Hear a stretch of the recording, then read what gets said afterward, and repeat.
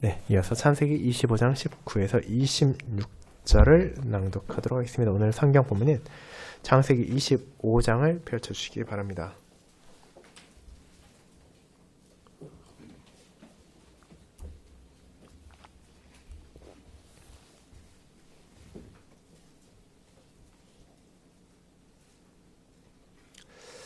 하나님의 말씀 창세기 25장 19에서 26절 낭독하도록 하겠습니다.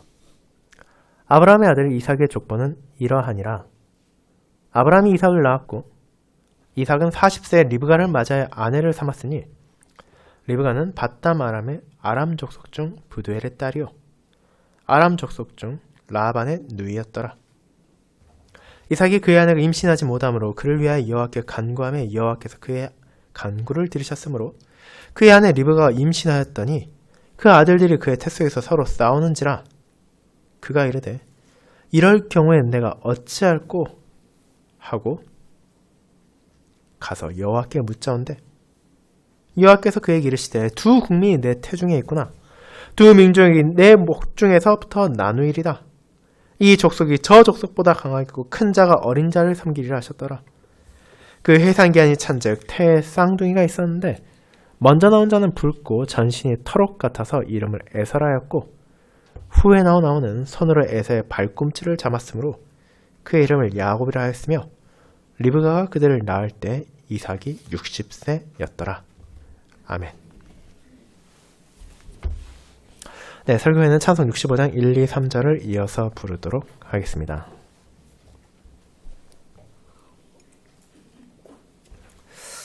사랑하는 주 예수 그리스도 안에 형제 자매님들, 여러분이 지난 연휴 기간에 시골에 있는 친지를 방문하신 적이 있다면 어쩌면 그런 시골 마을 중심에 있는 수백 년 된 나무를 보셨을지도 모릅니다. 예전에는 당산나무와 같은 이름으로 불렸던 그와 같은 나무들은 이제 과거와 같은 미신적인 역할을 상실했다 하더라도 여전히 마을 한 자리에서 그 위용을 드러내고 있습니다. 그런데 멀리서 바라보았을 때는 그저 크고 거대해 보이기만 하는 그런 나무들을 가까이에서 관찰하게 되면 그 나무의 삶이 결코 순탄하지 않았다는 것을 우리는 깨닫게 됩니다. 때론 나무의 일부가 번개에 맞아 갈라지기도 합니다. 때론 나무 한쪽이 큰 상처가 나서 성장이 멈춰있는 것을 볼 수 있으며 또는 한쪽이 그슬려 있는 것을 보기도 할 것입니다. 때로는 비바람의 영향으로 인해 가지가 부러진 흔적이 남아있기도 하고 또 큰 상흔이 그 나무 한 귀퉁이에 여전히 남아있는 것을 볼 수 있을 것입니다.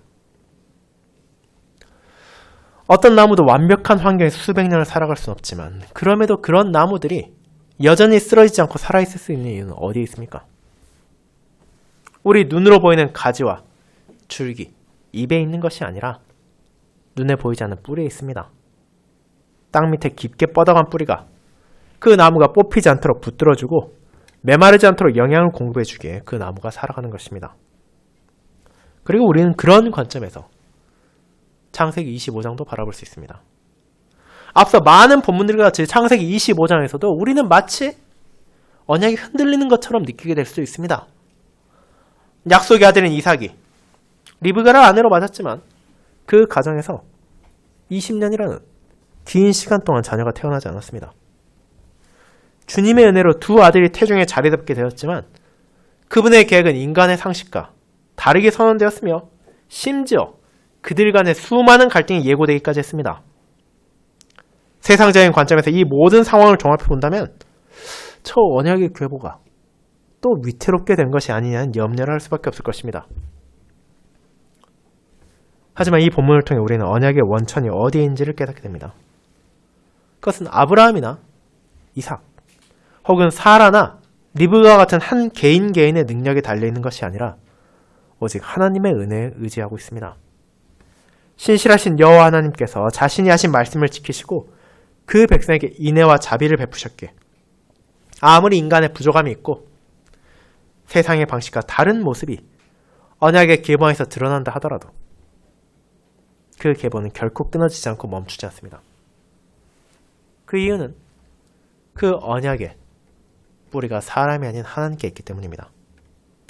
저는 그와 같은 하나님의 뜻을 전하는 오늘 본문을 하나님의 은혜로 이어진 언약의 계보라는 제목으로 설교하고자 합니다.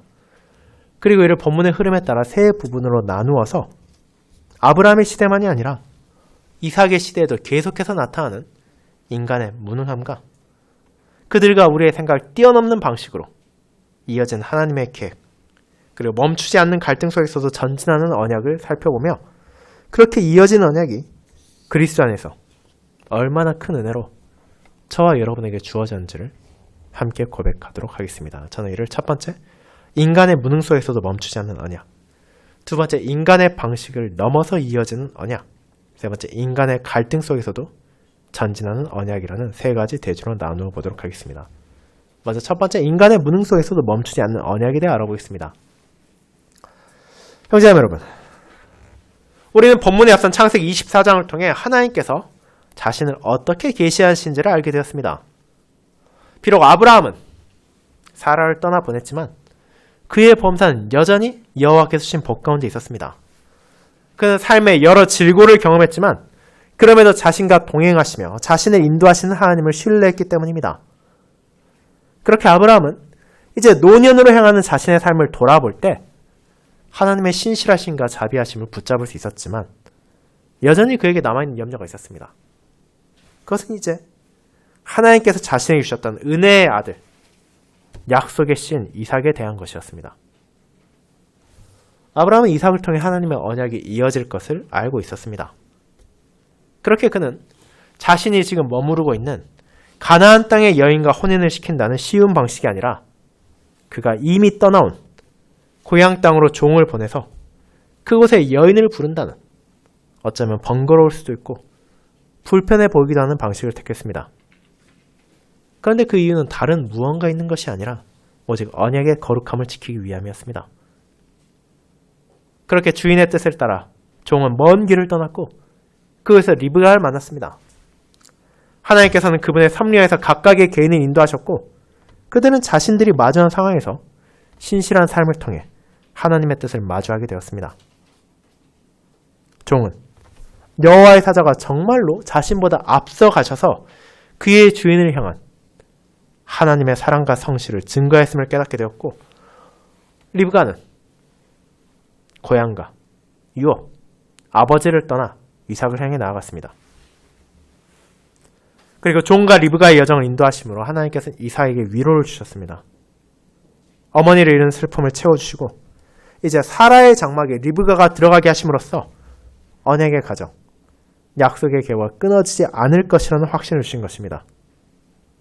그렇게 그분께서는 이 모든 것을 다스리시는 자신의 섭리와 능력을 드러내심으로써 이삭이라는 한 개인을 넘어서 언약 백성 전체 위로를 주셨고, 우리는 그와 같은 하나님의 주권적인 인도로 이 땅에 오신 메시아 예수 그리스도 안에서 영원한 위로를 누리게 되었다는 것을 함께 고백했습니다. 이제 그와 같은 배경에서 25장이 시작되며 이는 아브라함과 이삭, 그들과 함께하는 언약 백성들에게 리브가를 보내심으로 위로를 주셨다 하더라도 그것이 영원한 위로는 아니었다는 사실을 우리가 즉각적으로 깨닫게 합니다. 그들의 남아있는 삶은 여전히 고난이 있고 시험이 있으며 어려움과 슬픔이 찾아올 것이기 때문입니다. 그렇게 25장의 전반부는 아브라함의 후처가 낳은 자녀들이 이삭을 떠난 후에 하나의 세대가 끝나는 모습을 보여줍니다. 하나님의 뜻에 따라 우르에서 나와서 가나안 땅을 거류하며 살았던 아브라함이 이 땅에서의 삶을 마치고 죽은 것입니다. 물론 실제로 그가 죽었을 때 나이를 감안하면 그는 에서와 야곱이 태어난 후 15년을 더 산 후에 죽었지만 창세기는 그의 죽음을 먼저 정리함으로써 이제는 언약의 중심이 아브라함이 아닌 그의 아들 이삭에게로 이동했음을 보여줍니다. 그리고 그렇게 죽은 아브라함을 이삭과 이스마엘은 그들의 아버지가 사라를 위하여 구입했던 막벨라굴에 함께 장사했으며 이는 언젠가 언약 백성들에게 주어진 약속의 땅 가나안의 유업에 대한 약속을 그 약속을 이어받은 이삭에게 다시금 돌아보게 했을 것입니다. 하지만 창세기 25장은 아브라함의 장사만을 다루고 있지 않습니다. 이제 우리는 그 안에서 두 족보가 갈라지는 모습을 보게 되며 각각의 족보가 어느 방향으로 향하게 되는지도 바라보게 됩니다. 12절부터 우리는 이스마엘의 족보를 보게 됩니다. 하지만 그 족보는 언약 안에 남아있는 자로서 주어진 것이 아닙니다. 그와 그의 후손들은 이제 언약 바깥으로 분리되었으며 그들 나름대로 강성한 민족을 이루게 되겠지만 더 이상 하나님과의 관계 안에서는 살지 않는 것입니다. 그러나 19절부터 이어지는 오늘 본문이 다룬 또 다른 조건은 그렇지 않습니다.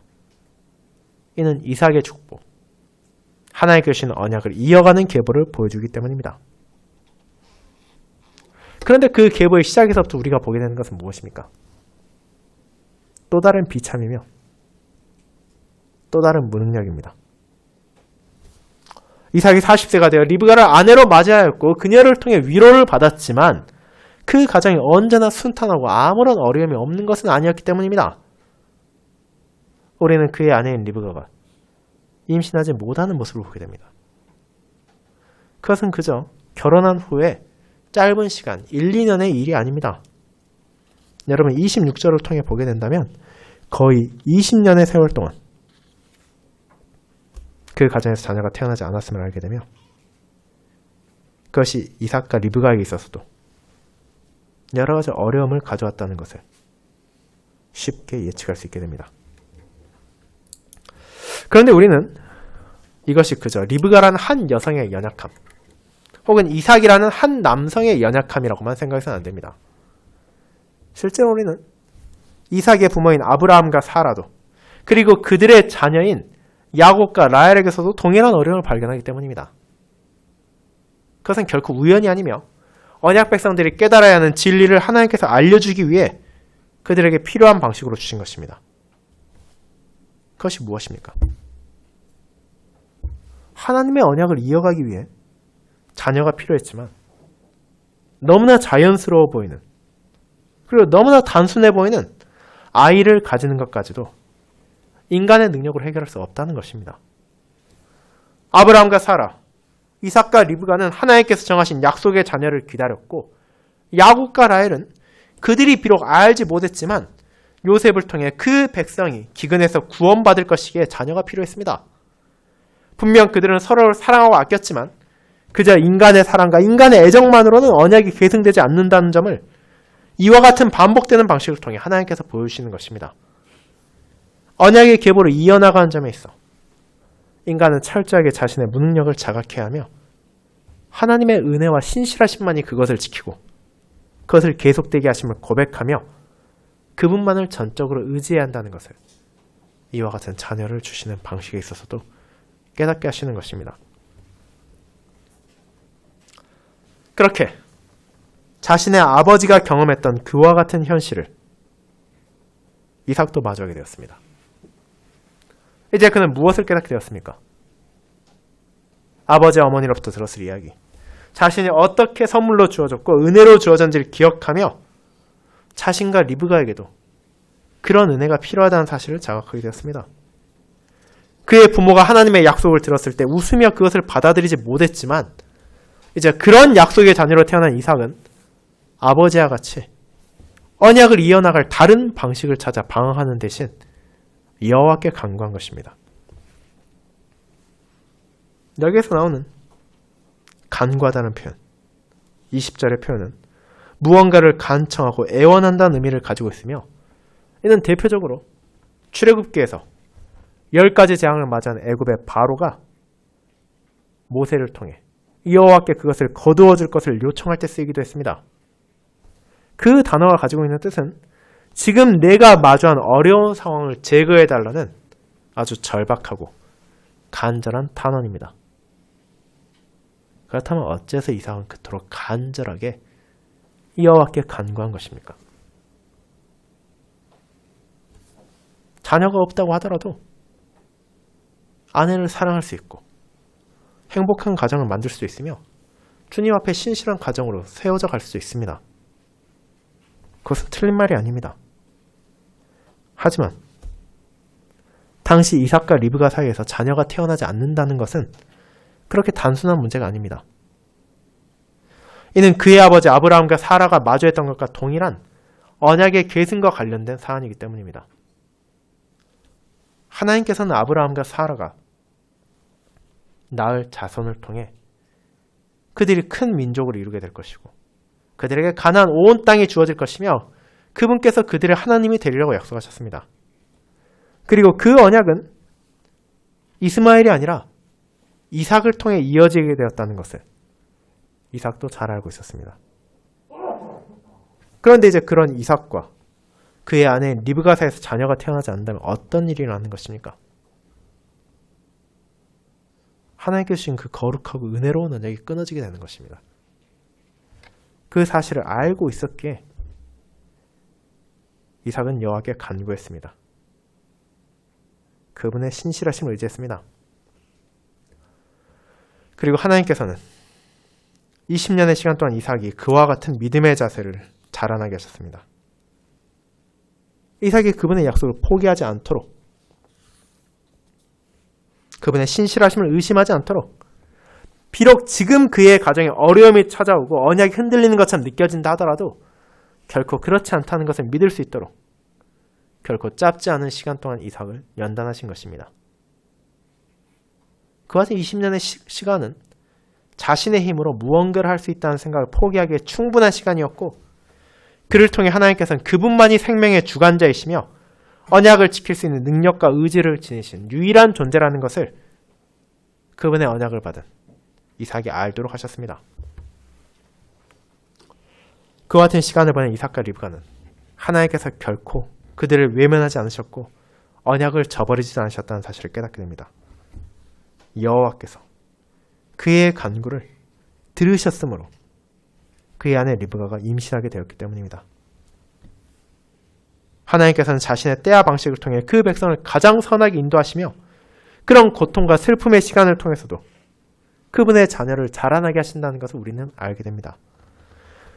그들이 아무런 어려움도 없이 자녀를 가질 수도 있었지만 여호와께서는 그렇게 하지 않으심으로써 언약의 계승에 있어 인간의 무능력함을 철저하게 자각하게 하시고 그분의 신실하심이 결코 변하지 않는다는 것을 알려주신 것입니다.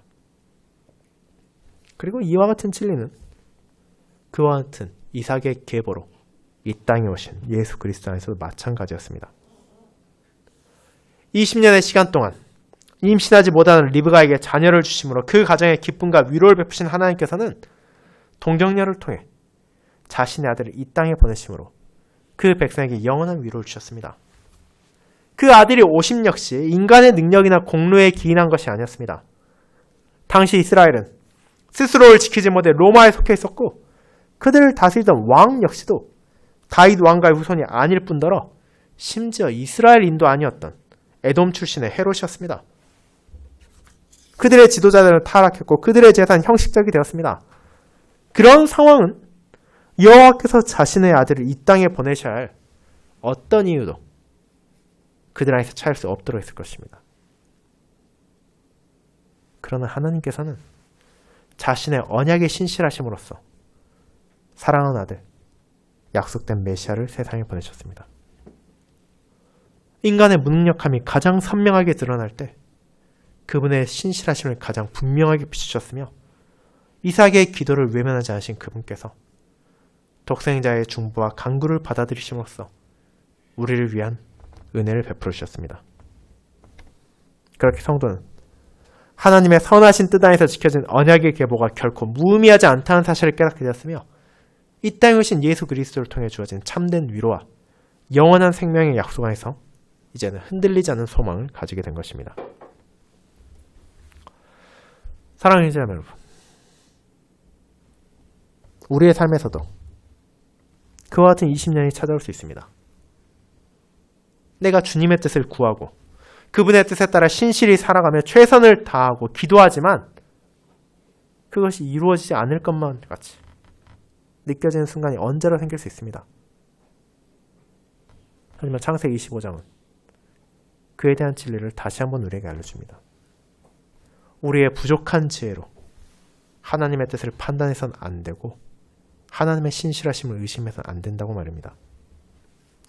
하나님의 약속을 이루는 것은, 그분의 언약의 성취는 우리의 연약함과 부족함에 영향을 받는 것이 아닙니다. 저와 여러분만이 아니라 모든 시대의 인간은 그분의 언약을 이룰 능력도 없고 자격도 없었지만 오직 하나님께서 그분의 온전하심과 신실하심을 그것을 지켜나가신다는 사실을 알려주셨습니다. 우리는 살아가는 동안 끊임없이 결핍과 한계를 경험하지만 그런 순간을 통해 스스로의 부족함을 인정하게 됩니다. 하지만 하나님께서는 그런 이들을 저버리지 않으시고 그런 시간을 통해 그분을 더욱 신뢰하게 하시며 그분을 의지하게 하십니다. 우리의 믿음이 부족한 것처럼 보이고 우리의 기도가 응답되지 않는 것처럼 느껴질 때에도 하나님께서는 자신의 뜻 안에서 가장 선하고 가장 적합한 방식으로 우리에게 필요한 것을 제공하기 위해 사역하시며 인간의 생각과 개념을 넘어서는 그 놀라운 은혜의 손길을 주의 자녀들이 경험하게 하시는 것입니다. 그것이 두 번째, 인간의 방식을 넘어서 이어지는 언약으로 연결됩니다.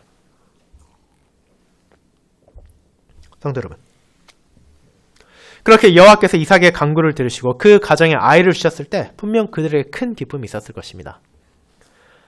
이제 노년의 아브라함도 그리고 이제 중년에 접어든 이삭과 리브가도 기뻐했을 것이며 그들과 함께하는 언약 백성의 공동체도 주님의 신실하심에 감사했을 것입니다.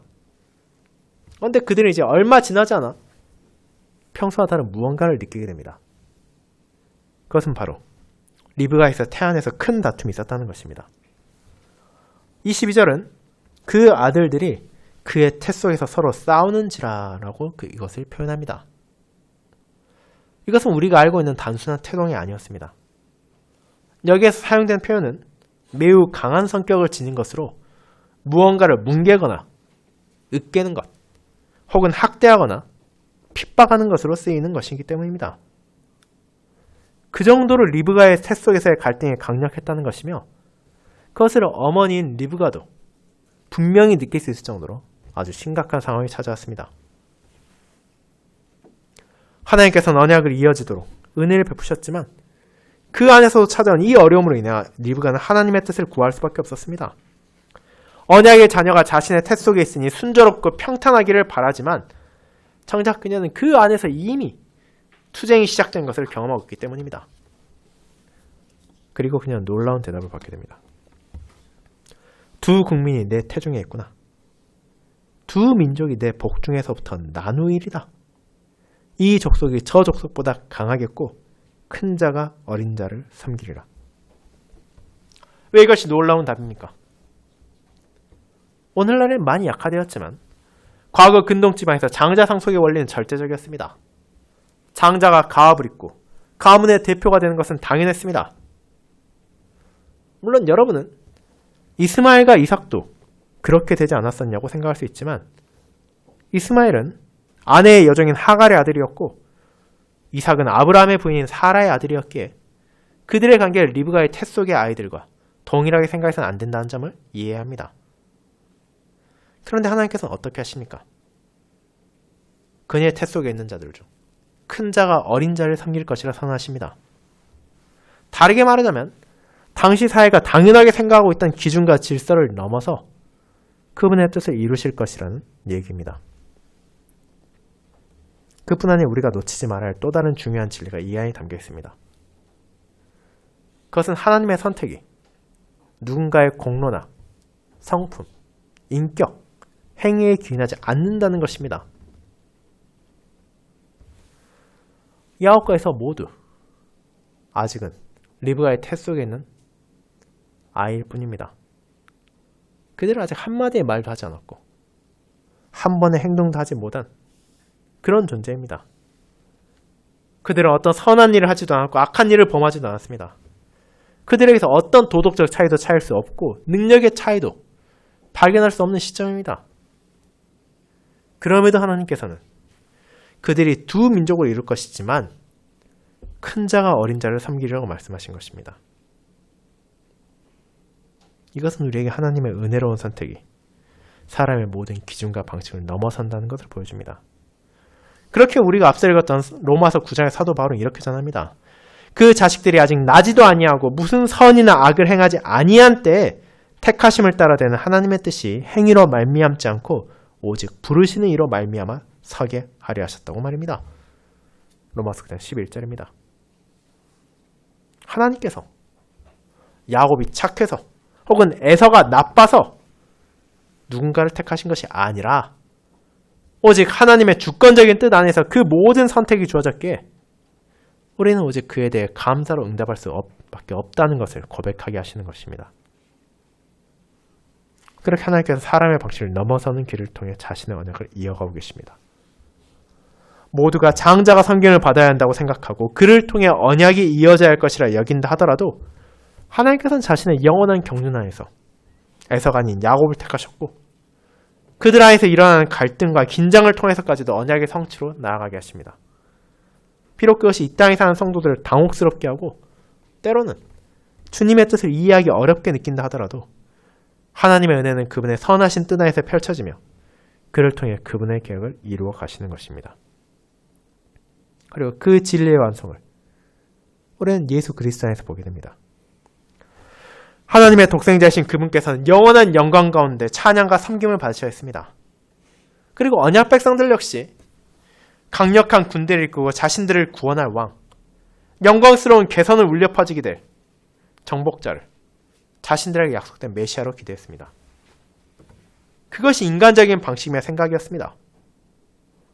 하지만 하나님께서는 세상이 기대하지 않았던 모습으로 가장 낮고 가장 천한 자리에 자신의 아들을 보내셨으며 십자가의 저주 아래서 죽게 하셨습니다. 그렇게 그분께서는 가장 높은 자가 가장 낮은 자를 섬기는 모습을 증거하신 것입니다. 큰 자가 어린 자를 섬기리라는 창세기의 말씀은 1차적으로는 에서와 야곱의 관계를 가리키는 것이었지만 궁극적으로는 인간의 모든 질서를 무너뜨리고 하나님의 뜻을 분명하게 세우신 하나님의 독생자 인자가 온 것은 섬김을 받으려 함이 아니라 도리어 섬기려 하고 자기 목숨을 많은 사람의 대속물로 주려 하심이라고 마태복음 20장 28절에서 말씀하신 예수 그리스도 안에서 이루어진 것입니다. 그분 안에서 인간의 상식과 개념이 부서지고 자기 자신을 낮추신 그리스도에서 언약이 성취되었으며 그 약속의 은혜가 성도를 향해 값없이 베풀어진다는 것이 증거된 것입니다. 사랑하는 성도 여러분, 물론 이와 같은 진리가 우리가 방탕하게 살아도 되고 마음대로 살아도 아무 문제도 없다는 것은 결코 아닙니다. 우리는 분명 하나님으로부터 거룩한 언약의 부름을 받았고 그 언약 안에서 살아가야 합니다. 하지만 하나님의 은혜로운 선택은 우리의 방식을 넘어서 역사합니다. 내가 강하고 내가 온전해서가 아니라 하나님께서 그분의 영원한 뜻 안에서 자비롭게 우리를 부르셨고 사랑을 베풀으셨으며 그 아들을 통해 세상에 그 어떤 존재도 내게 베풀 수 없는 영원한 생명을 주셨습니다. 그렇게 이 주권적인 은혜의 가르침은 우리로 하여금 자신을 겸손히 낮추고 하나님께 감사하며 찬양을 계속하게 합니다. 이 놀라운 은혜는 우리의 방종과 타락의 이유가 아니라 우리의 겸손의 근거입니다. 그리고 그와 같은 자세는 우리가 마주하게 되는 갈등과 어려움 안에서도 멈추지 않을 것입니다. 거의 세 번째, 인간의 갈등 속에서도 전진하는 언약입니다. 여러분, 이제 우리는 마침내 리브가의 해산 기한이 다 차서 쌍둥이가 태어나는 것을 보게 됩니다. 그런데 어머니의 태 속에서부터 시작되었던 갈등은 그들의 탄생의 순간에도 이어지고 있었습니다. 배에서 먼저 나온 아들은 몸이 붉고 전신이 털옷 같아서 털이 많은 자, 거친 자라는 뜻을 가진 에서의 이름을 받았고 나중에 나온 아들은 형의 발꿈치를 잡았기에 발꿈치를 잡는 자라는 뜻을 가진 야곱의 이름을 받았습니다. 그런데 이와 같은 탄생의 순간에서부터 우리는 두 아들이 어떤 미래로 나아갈지를 알게 됩니다. 에서는 털이 많고 거친 자로서 사냥을 하고 자신의 힘으로 무리를 이끄는 강력한 자로 살아갑니다. 야곱은 남의 발꿈치를 잡고 걸어 넘어뜨리는 집요하고 나쁘게 말하면 교활한 모습을 보이며 살아갑니다. 약속된 언약의 아들 이삭에게서 나온 두 자손은 여전히 온전하지 못했고 각자의 부족함과 연약함을 분명히 보이고 있는 것입니다. 그것은 미화될 수도 없고 미화해서도 안 되는 연약함이었고 그들의 죄성이었습니다. 그와 같은 에서와 야곱은 갈등과 투쟁을 이어가게 됩니다. 그들은 어머니의 태 속에서만 싸운 것이 아니라 그 이후에 일생에 걸쳐 크고 작은 다툼을 멈추지 않았습니다. 이런 형제의 갈등은 가정에 불화를 가져왔고 부모의 갈등까지도 촉발했습니다. 하지만 하나님께서는 야곱의 인간적인 도덕적인 결함이나 갈등으로 인해 자신의 언약을 멈추지 않으셨으며 오히려 그런 연약함까지도 사용하셔서 자신의 뜻을 이루신다는 것을 우리는 알고 있습니다. 그분께서는 자신이 택한 야곱의 일생을 인도하시며 그의 할아버지인 아브라함과 같이 그리고 그의 아버지인 이삭과 같이 연단하고 다듬으시어 그로 하여금 이스라엘, 그분의 언약 백성을 대표하는 이름을 가지게 하셨기 때문입니다. 그렇게 하나님께서 말씀하신 것처럼 에서와 야곱의 갈등은 태어나기 전부터 시작되었고 출생의 순간에도 멈추지 않았으며 그들의 삶 전체에 계속되었지만 하나님께서는 그런 상황에서도 언약의 길을 전진시키셨습니다. 이제 그와 같은 갈등 속에서 멈추지 않는 하나님의 언약이 절정에 달하는 장소는 우리가 너무나 잘 알고 있는 십자가였습니다. 약속된 메시아인 예수 그리스도께서 자신을 낮추셔서 이 땅에 오셨지만 그런 그분을 세상이 어떻게 되는지 우리는 잘 알고 있습니다. 세상은 그분을 환영하지 않았습니다.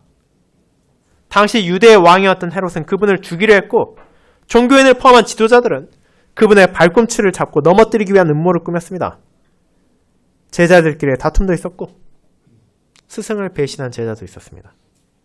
그리고 그 모든 갈등 가운데 결국 예수님은 십자가의 길을 나아가셨습니다. 그를 통해 언약의 씨가 쓰러지고 마귀의 음모가 승리하는 것처럼 느껴지는 순간이 이 땅에 찾아왔습니다. 하지만 그것은 언약의 패배가 아니라 영원한 승리가 선포되는 때였습니다. 그런 갈등과 투쟁 가운데서도 하나님께서는 자신의 계획을 분명히 성취하셨고 그 백성을 향한 신실하심을 드러내신 것입니다. 에서와 야곱이란 한 가정 안에서의 갈등이 그분의 언약을 멈추지 못했을 뿐 아니라 세상의 권력자들과 마귀의 공격까지도 그분의 언약을 멈추지 못한다는 사실이 온 천하에 증거된 것입니다. 사랑하는 여러분, 그리고 이와 같은 갈등은 우리의 삶 가운데서 여전히 계속되고 있습니다.